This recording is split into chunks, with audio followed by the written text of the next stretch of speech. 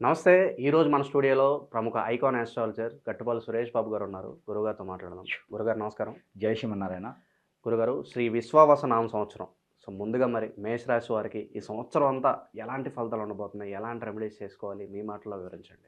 అయితే మనకి విశ్వవాసునామ సంవత్సరం ఏదైతే ఉందో, ఈ యొక్క సంవత్సరానికి గల పేర్లు ఫస్ట్ ఆఫ్ ఆల్ మనకి చాలామందిలో నేను చాలా ఇంటర్వ్యూస్ చూస్తూ ఉన్నాను, చాలా ఛానల్స్లో కూడా ఉన్నాయి. అయితే మనకి అసలు ఈ సంవత్సరం ఏంటి, ఈ సంవత్సరానికి పేర్లు ఏంటంటే, కొంతమంది మహానుభావులు ఏం చెప్తున్నారంటే, పోయిన సంవత్సరం పేరుంది కదండి, వచ్చే సంవత్సరం కూడా పేరు వస్తుంది, అట్లనే ఈ సంవత్సరం కూడా పేరుంది అంతే అని చెప్తున్నారు. అసలు విశ్వవాసునామ సంవత్సరం అంటే ప్రతి సంవత్సరానికి ఒక పేరు ఉంటుంది. మనకి 60 సంవత్సరాలు, తెలుగు సంవత్సరాల పేర్లు 60. దాంట్లో ప్రభవ, విభవ, ప్రజోత్పత్తి, ఆంగిరస, మఖ అని చెప్పేసి అని ఇలాగా 60 సంవత్సరాలు ఉంటాయి. ఓకేనా? మనకి సంవత్సరాల పేరు చెప్పినప్పుడు చాలా వస్తుంది. ఈ 60 సంవత్సరాలకి 60 సంవత్సరాల తగ్గట్టుగా గ్రహస్థితులు ఏర్పడతాయి. ఈ గ్రహాలన్నీ కూడా ఈ సంవత్సరానికి అనుకూలంగా ఉంటాయి, ఆ సంవత్సరానికి పేరుకు తగ్గట్టుగా అనుకూలంగా ఉంటాయి. ఆ అనుకూలతను బట్టి 12 రాసుల వారి మీద వారి వారి యొక్క పరిహారాలు కావచ్చు, ప్రెడిక్షన్స్ కావచ్చు, ఆ గ్రహాల అనుకూలతను బట్టి నడవడికలో కొనసాగుతాయి. ఇది ఆ ఒక సంవత్సరానికి ఉన్న పేరు. సంవత్సరానికి పేరు అంత ఈజీగా పెట్టలేదు, ఏదో పెట్టాలి కదా అని చెప్పి పెట్టలే. దానికి ప్రత్యేకత చాలా ఉంది. మనకి ఎవరైతే నారదులు వారు ఉన్నారో, ఈ నారదులు వారి పిల్లలే 60 మంది. వారికి ఉన్నటువంటి 60 మందికి 60 రాజ్యాలు ఇస్తారనమాట. ఇది ఒక పెద్ద కథ ఉంది. ఇది ఆ ఒక వచ్చినటువంటి పేర్లే సంవత్సరాది. ఒక్కొక్క పేరు ఒక్కొక్క రోజు, వారికి 60 రోజులు మళ్ళీ తిరుగుతూ ఉంటాయి అనమాట. మనకి సంవత్సరం దేవాద దేవుళ్ళకి ఒక రోజు అన్నట్టు. అంటే ఒక్కొక్క కొడుకు ఆ రాజ్యాన్ని పాలించేందుకు ఒక్కొక్క రోజు ఒక్కొక్క పేరుని పెట్టుకుంటారు.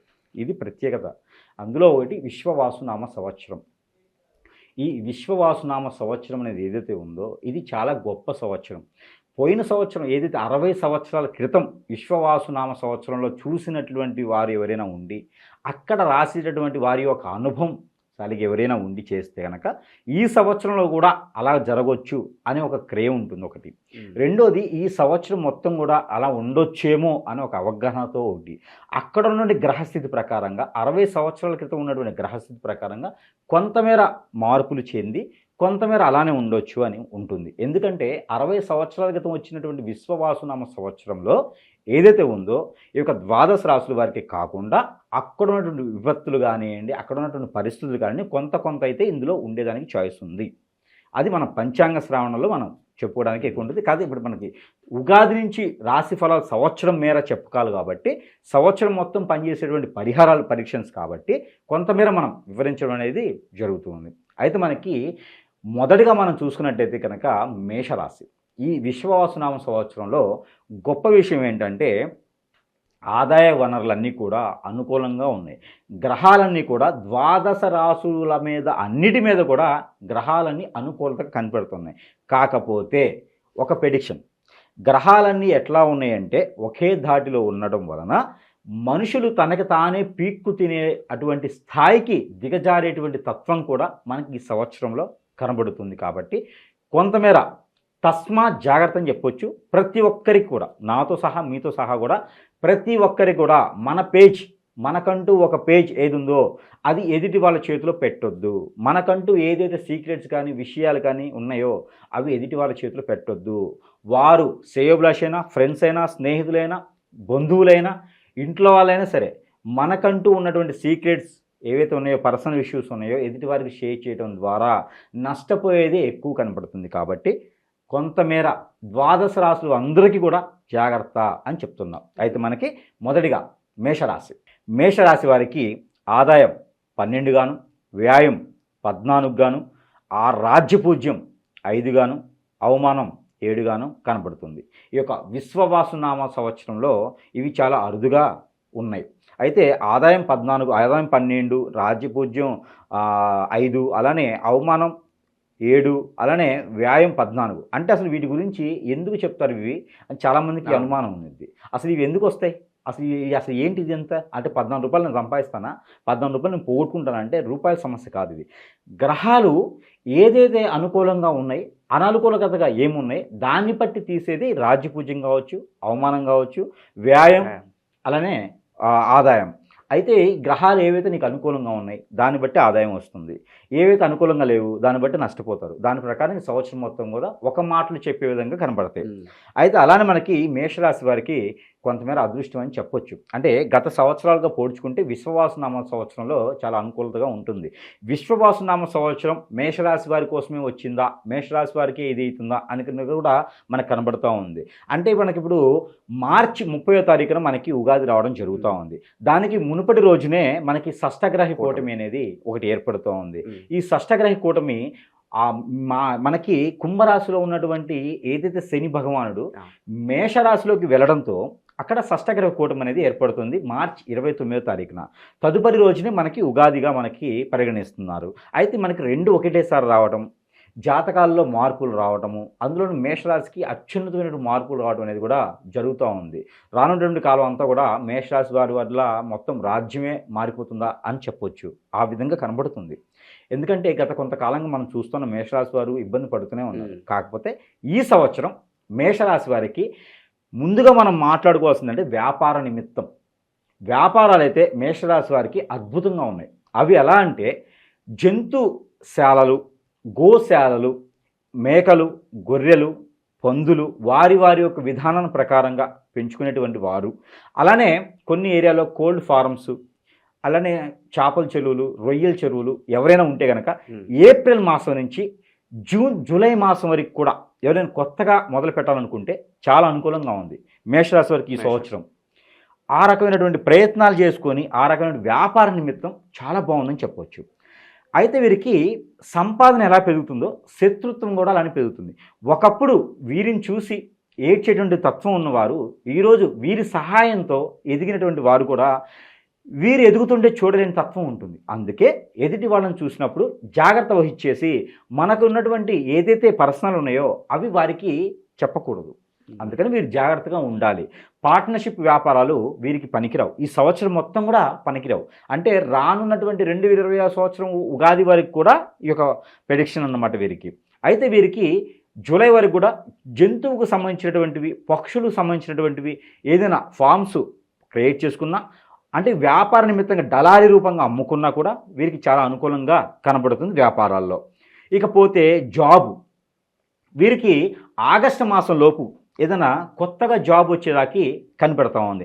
చదువుకొని జాబు కోసం ప్రయత్నం చేసేవారు, ఏదైనా జాబులో ఉండి దానికి కొంత వెసులుబాటు చూసుకునేవారు, జాబు కావాలనుకునేవారు ప్రయత్నం చేస్తే ఆగస్టు లోపు కనుక వీరికి జాబ్ అయితే వస్తుంది. కాబట్టి టెన్షన్ పడే అవసరం లేదు.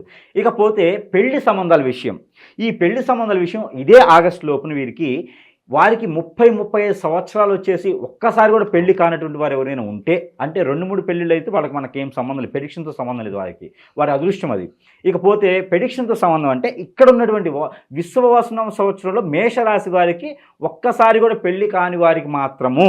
అయితే వారికి ఆగస్టు లోపు మంచి సంబంధం కుదిరేసి పెళ్లి కూడా అదృష్టపరకారంగా అయ్యేలాగా వారి నుంచి బాగుపడేలా కూడా ఉంటుంది. అబ్బాయిలకే కదా, అమ్మాయిలకు కూడా పెళ్ళి అవుతుంది.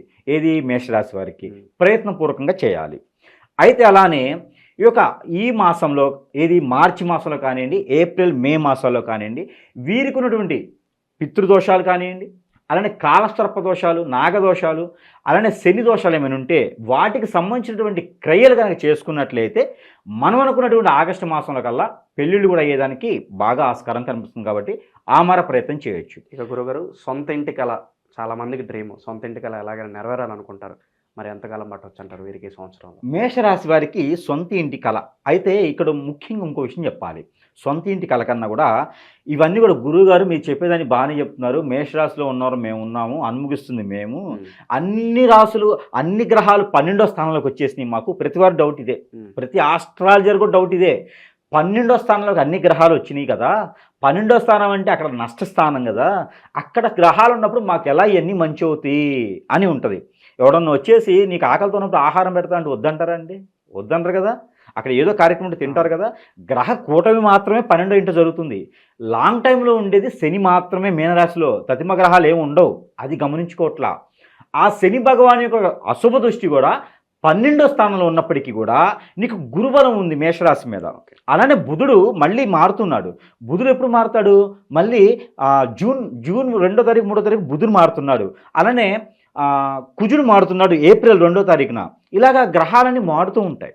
గ్రహాలు మారుతున్నప్పుడు ఆటోమేటిక్గా స్థితిగతులు మారుతూ ఉంటాయి. అందుకని మనము వాళ్ళకి మంచే జరుగుతుందని చెప్పాలి, మంచి జరుగుతుంది కాబట్టి మంచి జరుగుతుందని చెప్పాలి.